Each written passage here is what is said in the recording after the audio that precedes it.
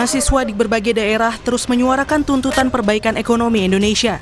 Di Yogyakarta, mahasiswa berkumpul di titik nol kawasan Malioboro meminta pemerintah menerapkan efisiensi anggaran dengan mengkaji program makan bergizi gratis dan koperasi desa Merah Putih. Perihal mengenai pemberhentian total program makanan bergizi gratis dan juga koperasi desa Merah Putih. Program-program ini tidak memiliki dasar, yang pertama, dan yang kedua, output yang diterima oleh masyarakat itu kurang jelas. Realitas yang terjadi di lapangan kita temukan bahwa 20% dana pendidikan yang dialokasikan dari APBN banyak digunakan untuk membiayai program makanan bergizi gratis. Sementara sekelompok mahasiswa di Makassar juga mempertanyakan keterlibatan TNI dan Polri dalam program makan bergizi gratis. Kami melihat ancang-ancang dari pemerintah melalui pengesahan Undang-Undang Polri untuk menjadikan dua instansi besar, yaitu militer dan polisi ataupun Polri, untuk menjadikan tameng melindungi program MBG ini. Mahasiswa di Medan, Palembang, Lampung, Jakarta, Bandung, dan Surabaya juga menggelar unjuk rasa menuntut perbaikan ekonomi. Tak hanya terkait program MBG dan Kopdes Merah Putih, mahasiswa ingin pemerintah menurunkan harga BBM dan kembali menguatkan nilai tukar rupiah terhadap dolar. Tujuannya untuk menguatkan stabilitas ekonomi Indonesia. Juru bicara Partai Gerindra sekaligus anggota DPR RI fraksi Gerindra, Bahtra Banong menyatakan pemerintah sangat responsif dan terbuka menerima kritik. Ia bilang pemerintah sudah bergerak cepat memperbaiki nilai tukar rupiah yang sempat melemah. Tuntutan tersebut sebetulnya jauh sebelum teman-teman menyampaikan itu, Pak Prabowo sudah mewanti-wanti kepada kementerian lembaga dan juga kepada para kepala-kepala daerah untuk melakukan penghematan anggaran, jangan melakukan pemborosan, dan Pak Prabowo konsisten di situ ya. Semenjak beliau berkampanye jauh sebelum jadi presiden, ini selalu disampaikan bahwa APBN kita terlalu besar kebocorannya, maka ini harus diperbaiki dengan cara melakukan penghematan dan efisiensi tentunya ya kalau kita lihat, dan itu dipraktekkan. Sebelumnya, demo mahasiswa menuntut perbaikan ekonomi ini telah berlangsung sejak Jumat 12 Juni lalu. Saat itu, Kepala Staf Kepresidenan Dudung Abdurrahman bilang pemerintah terbuka terhadap kritik, tapi harus dibedakan dengan provokasi dan adu domba. Tim Liputan Kompas TV.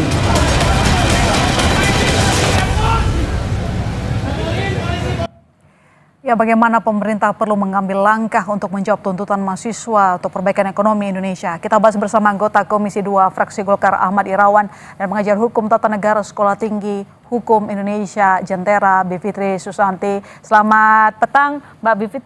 Selamat petang, Mas Irawan. Selamat malam, Mbak. Saya coba ke Mbak Bivit dulu. Ini kalau kita lihat para mahasiswa, nggak cuma di Jakarta, ada di Bandung dan sejumlah daerah, kembali melanjutkan atau mengeluarkan aspirasi mereka kepada pemerintah pusat. Dari sejumlah poin-poin tersebut, menurut Mbak Bivit, mana yang paling prioritas harus segera dijawab oleh pemerintah? Wah, susah juga memilihnya ya, karena memang semua persoalan itu penting sekali. Tapi barangkali yang sangat menggelisahkan dan langsung kena ke masyarakat pasti MBG ya. Karena nanti dampaknya itu kemana-mana. Jadi soal anggaran juga, termasuk anggaran pendidikannya mahasiswa kan juga. Tadi saya baru sidang di Mahkamah Konstitusi, persis membahas itu. Ada seorang saksi maupun ahli yang membicarakan dampaknya itu ternyata jauh sekali. Tapi tuntutan lainnya kan yang menarik juga, paling tidak yang hari Jumat itu ada yang paling nomor 5-nya itu adalah supaya Prabowo tidak mengelak terus dan memberikan jawaban atas segala tuntutan misalnya. Tapi saya kira itu, tapi semuanya saya setuju, koperasi desa Merah Putih dan banyak soal lainnya. Tapi kalau kita mulai ke yang satu dulu, karena pertama yang disebutkan oleh Mbak Bivip tadi adalah soal program MBG. Nah, sejauh ini kita sudah mendengar respon dari pemerintah, gitu ya. Anda sudah merasa pemerintah menjawab kegelisahan yang disuarakan oleh mahasiswa atau belum? Belum. Karena jawabannya kalau dari Kepala Badan Komunikasi, Kodari, dia bilang kan pokoknya jalan terus. Kita evaluasi tapi jalan terus. Padahal logika dasarnya justru ada permintaan untuk menghentikan karena kalau mau dievaluasi itu program harus berhenti dulu. Kalau enggak dia akan terus-menerus berputar dong. Padahal ini dananya besar sekali. Nah, tapi ngomong-ngomong soal ini, saya sebenarnya tadi ada satu yang saya rasa juga sangat-sangat penting. Saya kayaknya banyak banget yang pengen bilang semuanya prioritas tuh. Juga soal militerisasi. Oke. Ya, maksudnya mahasiswa kan juga banyak sekali menyuarakan karena mereka juga langsung terdampak ya. Nah, itu juga saya kira harus jadi perhatian khusus tuh soal militerisasi, maksudnya masuknya militer di banyak sekali institusi sekarang ini. Mas Irawan, ini kan cara mahasiswa menyampaikan aspirasinya nggak sehari 2 hari, berlangsung sampai hari ini nggak cuma di Jakarta tapi juga sejumlah daerah. Tapi disampaikan oleh Mbak Bibip barusan, terutama salah satu poinnya adalah terkait dengan program MBG yang respon disampaikan oleh pemerintah tidak menjawab keresahan dari mahasiswa. Karena Bang Kodari bilang bahwa MBG tetap lanjut dan menurut Mbak Bibip itu tidak menjawab persoalan MBG yang ditangkap oleh mahasiswa. Pertanyaannya panjang juga, tapi yang saya tangkap dari pertanyaan tersebut itu yang pertama terkait dengan maraknya aksi demonstrasi. Kalau terkait dengan hal tersebut, ini bisa kita katakan menunjukkan bahwa sebenarnya kebebasan berekspresi berpendapat itu negara telah memberikan jaminan gitu. Jadi ya silakan saja melakukan aksi demonstrasi sepanjang tertib, damai, aman dan seterusnya terkait dengan hal tersebut. Itu satu bukti. Makanya kemudian banyak aksi demonstrasi, jadi suasana yang sangat berbeda dari yang sebelumnya. Nah yang kedua terkait dengan program makanan bergizi gratis tersebut, memang kalau tuntutannya adalah menghentikan itu tidak mungkin. Karena program makanan bergizi gratis ini adalah salah satu program yang dijanjikan oleh Presiden terpilih, Presiden Prabowo pada saat pemilu. Itu justru yang menurut saya yang satu hal yang harus kita patut apresiasi, bagaimana seorang presiden terpilih kemudian merealisasikan janji-janji politiknya. Nah yang perlu bagi kami di parlemen misalnya, yang perlu kita lihat dari program makanan bergizi gratis ini adalah kaitannya dengan perbaikan tata kelolanya, yang kedua adalah operasionalnya. Nah dua hal ini yang menjadi concern bagi kami terkait dengan program makanan bergizi gratis ini. Tetapi dari sisi politik anggarannya itu sudah menindaklanjuti sebenarnya apa yang kemudian menjadi tuntutan aksi demonstrasi tersebut, Bu Vivi termasuk, itu sudah ditindaklanjuti dari awalnya bahwa penerima manfaat dari program makanan bergizi gratis ini, seingat saya ya sekitar 82 sampai 84 juta itu telah dikoreksi turun menjadi sekitar 62 juta dari yang sebelumnya 300 something triliun itu sekarang sisa 268. Dan itu difokuskan kemudian untuk daerah 3T dan penerima manfaatnya dikoreksi juga dan menjadi prioritas misalnya ibu hamil, terus kemudian program stunting, anak. Tapi kalau saya melihatnya soalnya bukannya konsistensi Prabowo, tapi bersikeras-nya Prabowo bahwa program ini pokoknya harus jalan. Makanya itu ada tuntutan kelima mahasiswa waktu hari Jumat tuh. Prabowo tolong dengar dong, karena ini sudah sedemikian besar kritiknya, masukannya. Sebab kalau kita bicara partisipasi saja, kan bukan cuma soal didengar kemudian dijawab secara normatif, tapi juga harus dapat respon sebenarnya apa yang sudah dilakukan. Nah kalau tadi penjelasannya adalah sudah mulai ada perubahan alokasi anggaran, tapi kami belum melihat betul dampaknya, apalagi itu yang sedang kami persoalkan di Mahkamah Konstitusi. Anggaran ini yang digunakan oleh MBG ternyata sangat besar dan dampaknya itu betul-betul tidak seperti yang digadang-gadang selama ini. Nah itu sebenarnya yang membuat mahasiswa juga rasa-rasanya, saya menduga ya, kalau dari apa yang mereka narasikan, saya nonton ininya dari Kompas TV yang paling konsisten memberitakan, soalnya cuma Kompas TV, yang orasi-orasi mereka kelihatan sekali memang sudah banyak kajian, sudah melihat kondisi di lapangan, dan yang tadi saya lihat dari Persatuan Guru-Guru itu mereka memaparkan hasil survei yang mereka buat, yang ternyata memang tidak tepat sasaran MBG ini. Itu yang saya kira belum pernah diadres gitu. Diadresnya cuma oke, kami bekukan sekian SPPG, oke kami alokasikan dan seterusnya, yang sifatnya semuanya menurut saya normatif. Ya itulah yang saya maksud tadi, bahwa persoalan-persoalan yang disampaikan oleh Bu Vivi tadi itu adalah persoalan implementasi dari program tersebut, salah sasaran, terus kemudian tadi dampak dan lain-lain sebagainya, itu yang kami tuntut terkait dengan governance-nya, karena ini adalah sumbernya adalah dari pajak rakyat itu sendiri.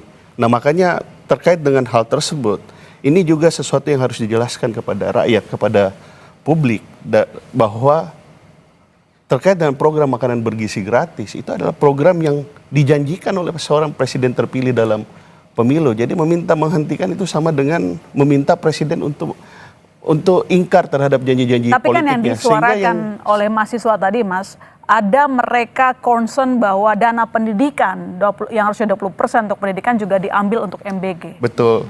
Itu yang disuarakan oleh adik-adik yang menjalani pendidikan. Betul. Kami sangat memahami hal tersebut. Makanya kemudian dalam narasi dan pendekatan teknokratik program makanan bergizi gratis ini itu dimasukkan dalam elemen dana pendidikan itu sendiri. Karena dana pendidikan itu kan sebenarnya ada banyak komponen di dalamnya, dan salah satu dari pilihan kebijakan, sekali lagi ini adalah pilihan kebijakan pemerintah bahwa dana pendidikan itu salah satunya kita fokuskan pada perbaikan gizi siswanya, bahkan sejak ibu hamil, terus kemudian anak-anak kecil, SD, TK, dan seterusnya. Tapi melihat sudah berhari-hari mahasiswa di jalan menyampaikan aspirasi konsisten menolak MBG, apakah Anda merasa bahwa kebijakan dilakukan eksekutif itu benar-benar mewakili kebutuhan dari teman-teman yang sedang menjalani pendidikan? Tentu ini kan satu aspirasi yang bukan hanya kita yang mendengar, pemerintah mendengar, publik juga mendengar, semua mendengar aspirasi ini. Dan oleh karena itu berbagai hal kita lakukan tindak lanjuti dalam hal mengoreksi apa yang kemudian yang kurang-kurang sebelumnya. Dan saya justru melihat, ini pandangan saya, orang mungkin bisa berbeda, bahwa tuntutan tersebut, banyaknya aksi demonstrasi, justru saya melihat bahwa ini adalah karena adanya jaminan kebebasan berekspresi tersebut tadi. Terus yang kedua adalah, tentu loh Mas, nanti abis ini pulang ditangkap-tangkepin, itu yang terjadi Agustus soalnya. Nah itu kan beda lagi. Tapi kalau saya lihat sepanjang ada aksi demonstrasinya itu berlangsung secara aman, tertib, damai, ya saya lihat TNI Polri itu menjaga adik-adik kita itu melakukan aksinya dengan baik. Tetapi kita kembali kepada substansi kritik tadi. Sekali lagi saya perlu sampaikan bahwa program makanan bergizi gratis, jika tuntutannya adalah meminta menghentikan, itu sesuatu yang tidak realistis. Karena yang sekarang dipelototin begitu ya sama teman-teman mahasiswa tidak hanya MBG, tapi juga satu lagi program prioritas yang bahkan menggunakan anggaran daerah atau anggaran yang biasanya disalurkan pada daerah untuk membayar cicilan Koperasi Desa Merah Putih, begitu ya Mbak. Jadi apa yang sebenarnya terjadi ketika sebenarnya program prioritas ini dianggap sebagai programnya presiden, prioritas untuk kebaikan semua masyarakat, tapi ternyata banyak yang menolak? Ya, jadi ya artinya kan begitu. Maksud saya kita juga kalau misalnya menganalisis secara ketatanegaraan bahwa seorang presiden atau orang yang dipilih secara elektoral harus mematuhi janjinya pasti. Tapi kalau ada feedback dari warga kan pemilihnya. Kalau pemilihnya ternyata merasa program itu tidak ada dampak yang positif dan malah merugikan, sangat boleh justru presiden yang baik akan mau untuk mendengar dan mengevaluasi. Nah, jadi Koperasi Merah Putih kan persoalannya juga sama, karena ternyata dipaksakan sampai juga memaksakan juga dalam konteks militerisasi tadi ya, karena kita tahu pemilihan manajer juga oleh TNI, pembangunan beberapa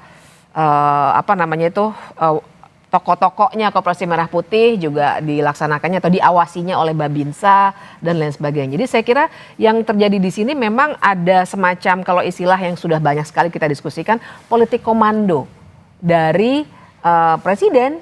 Dia dengan keinginannya, ya kita paham memang Koperasi Desa Merah Putih adalah keinginan presiden, MBG adalah janjinya, karena itu dia insist gitu. Padahal secara teori, secara ketatanegaraan, secara pragmatik politik pun kita akan melihat bahwa justru presiden yang baik dia akan dengar feedback. Karena pada akhirnya si orang-orang yang harus dia layani adalah warga ini, salah satunya diwakili oleh mahasiswa. Saya langsung nanti dijawab Mas Irawan, kami bisa kembali saudara tetap di Sapa Indonesia Malam.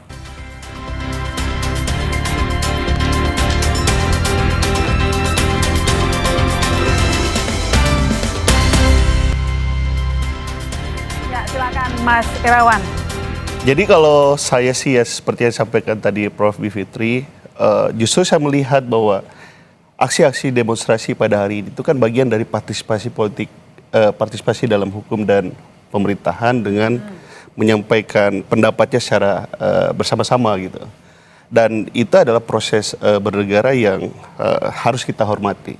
Tapi kaitannya dengan kemudian kita mengevaluasi program, yang paling tepat sebenarnya kalau saya melihatnya dalam aspek ketatanegaraan juga sebenarnya pada saat pemilu gitu. Pada saat pemilu di 2029 berikutnya. Artinya kalau kemudian program presiden pada hari itu dianggap tidak relevan, tidak bermanfaat dan lain-lain sebagainya. Ya. Kita harus menunggu sampai 2029. Nanti terlalu banyak korban dong. Memang negara demokrasi itu seperti itu. Kalau kita ingin mengevaluasi pemerintahan itu ya melalui pemilu dengan tidak kemudian kita memaksakan. Kan ini yang dievaluasi program ya sebenarnya. Programnya sudah dievaluasi, gitu. Programnya dievaluasi kaitannya dengan governance-nya, tata kelolanya, kemudian operasionalnya, kemudian anggarannya sesuai dengan tuntutan yang disampaikan oleh publik terhadap pemerintahan saat ini. Oke, kalau memang eksekutif sudah menjawab menurut Mas Irawan ya, mesti menurut Mbak Bibip belum begitu. Sudah sejak hari Jumat mahasiswa menyampaikan aspirasinya. Jadi di DPR sudah bahas apa saja untuk menjawab tuntutan mahasiswa? Justru itu bagus gitu. Jadi ini adalah bagian dari tingginya kepedulian rakyat, masyarakat terhadap kemudian proses pemerintahan pada hari ini. Nah, yang dilakukan pada saat ini oleh pemerintah bersama dengan DPR, karena kita bicara kaitannya dengan siklus anggaran itu sendiri, maka DPR bersama pemerintah pada saat ini sedang membahas kaitannya dengan berbagai program pemerintah, termasuk dengan program prioritas presiden. Sebenarnya kalau kita bicara program prioritas presiden sebenarnya tidak hanya Koperasi Merah Putih atau makanan bergizi gratis, ada 3 juta rumah dan seterusnya, stunting. Jadi cuma yang menjadi fokus publik masyarakat pada saat ini adalah di dua program tersebut, dan di 2 program tersebut juga telah dilakukan koreksi. Oleh karena itu sekarang politik anggarannya kita sedang mengkoreksi. Itulah kemudian dalam beberapa kesempatan kan Menteri Keuangan juga menyampaikan hal tersebut bahwa kita akan disiplin fiskal, terus kemudian mengkoreksi politik anggarannya dan lain-lain sebagainya. Sebenarnya kalau disimak proses teknokratik baik di internal pemerintah maupun apa yang sedang berjalan di DPR dan pemerintah sekarang ini, sebenarnya itu bisa memberikan jawaban bagi publik yang saat ini sedang melakukan aksi demonstrasi. Saya sebenarnya punya 2 catatan nih. Pertama, tadi apalagi dibicarakan teknokratis. Sebenarnya yang namanya kebijakan atau policy, dia akan bagus kalau seandainya dia bisa dikasih feedback di tengah. Dan kalau mau dihentikan oleh warga yang terdampak, harusnya bisa. Jadi kalau dikatakan kita harus menunggu sampai 2029, sebenarnya itu teori partisipasi yang keliru. Partisipasi politik itu kan tidak hanya 5 tahun sekali. Nah, di tengah-tengah cara berpartisipasi politik adalah dengan memberikan feedback ketika ada polisi yang sedang berjalan. Makanya kalau dalam teori kebijakan publik itu bagian dari lingkaran ya namanya ya, lingkaran pembuatan kebijakan itu ada yang namanya juga feedback dan kemudian perumusan kembali atau mungkin bisa juga dialihkan dan seterusnya. Jadi feedback ini harus diterima. Sekali lagi tidak hanya didengar kemudian disimpan, tapi dibahas dan si orang yang memberikan feedback itu harus mendapatkan jawaban. Nah, tapi yang kedua juga yang ingin saya soroti adalah menurut saya sebenarnya kan Mas Irawan adalah wakil rakyat nih, anggota DPR. Kalau saya sih ingin melihatnya dari perspektif yang partisipasi politik nih. Harusnya seandainya komunikasi antara kita rakyat jelata ini dengan para wakil kita lancar, sebenarnya bisa jadi kita nggak perlu demonstrasi. Saya kira itu sebenarnya juga poin yang kita harus soroti hari ini. Karena dari saya sendiri kan kita harus paham bahwa partainya Mas Irawan kan bagian dari koalisi. Ya makanya akhirnya kita seringkali seperti jawab-menjawab dengan pemerintah gitu. Saya kira itu juga ada korelasinya. Sehingga akhirnya yang terjadi adalah ketika warga ini keras, ada demo bukan hanya mahasiswa ya, demo yang sebelumnya, studi yang sebelumnya sudah banyak sekali, tapi nggak nyampe. Harusnya ya dalam logika partisipasi politik disampaikan juga ke DPR, kemudian DPR akan mengkritik pemerintah karena checks and balancesnya kan di situ. Nah tapi saluran ini yang macet menurut saya. Paling tidak ya itu tadi didengar, tapi nggak ada follow up. Akhirnya makanya menurut saya mahasiswa akhirnya turun ke jalan juga karena situasi politik yang seperti itu. Kenapa pasif komunikasi setidaknya dari legislatif kepada masyarakat sampai-sampai teman-teman mahasiswa harus turun ke jalan, Mas Irwan? Enggak juga sih guys. Saya kira enggak. Hal tersebut sebenarnya jalan sebenarnya. Jalan. Anda merasakan jalan nggak kira-kira Mbak? Saya enggak sih. Itu pendapat.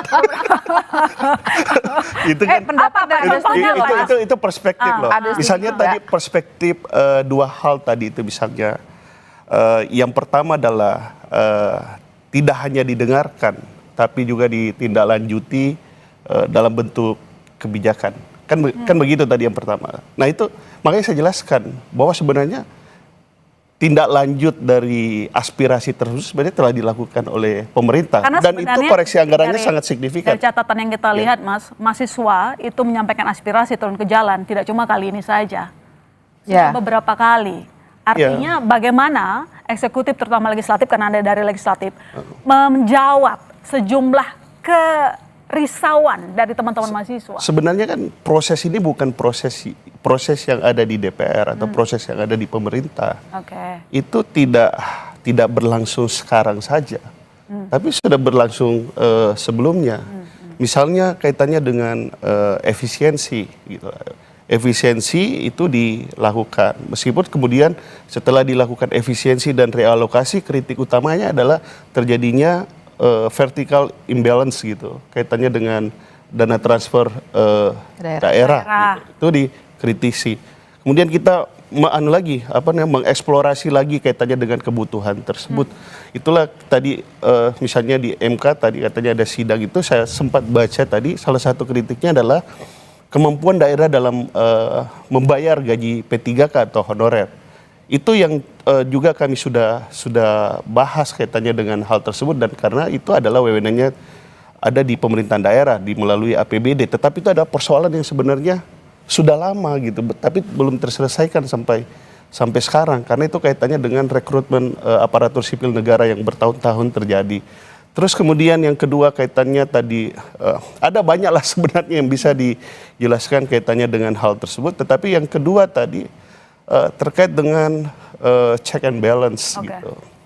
Satu, ya mungkin saja pihak lain bisa memandang bahwa proses check and balance-nya itu tidak jalan. Tetapi misalnya kami termasuk misalnya partai pendukung pemerintah pun kami tetap berusaha untuk kemudian bagaimana terus juga mengingatkan pemerintah dan mengamplifikasi aspirasi publik itu di DPR. Tetapi bukan berarti bahwa saya menjawab seperti tidak ada masalah. Kita akui ada masalah, dan itulah yang kemudian dikoreksi dalam berbagai bentuk kebijakan. Salah satunya tadi itu kebijakan fiskal kita tadi itu tersebut. Kira-kira apa risiko terberat jika memang responnya pemerintah dianggap masih kurang menjawab tuntutan dari mahasiswa? Karena sebenarnya ada yang menarik juga, Kepala Staf Kepresiden Dudung Abdurrahman bilang itu boleh mengkritik tapi jangan ada adu domba. Jadi bagaimana Anda membaca respon tersebut? Kalau saya membacanya justru itu adalah framing dari pihak pemerintah untuk duluan memberikan frame bahwa sebenarnya mahasiswa ini ataupun orang-orang yang terkait dengan mahasiswa nanti akan dikatakan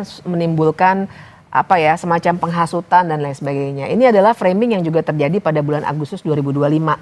Makanya saya bilang, kita mungkin demonstrasi sekarang dibiarkan, tapi nanti pulangnya mungkin ada yang dipecat dari kampusnya, mungkin ada yang ditangkap, karena itulah yang terjadi Agustus 2025. Bahkan sampai hari ini, saya minggu depan tuh harus masih ke Bali untuk jadi saksi ahli untuk salah satu orang yang ditangkap pada 30 Agustus 2025.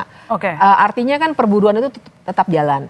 Nah, yang saya khawatirkan adalah itu kan seperti buruk muka cermin dibelah, ya. Ada masukan tapi bukannya merespon masukannya, tapi langsung ini adu domba nih segala macam gitu loh. Jadi kill the messenger.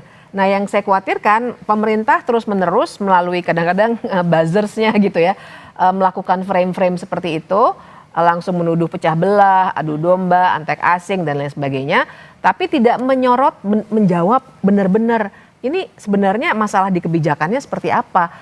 Kita malah dituntut untuk menunggu sampai 2029. Padahal framework untuk pemilu 2029 saja belum mulai dibahas.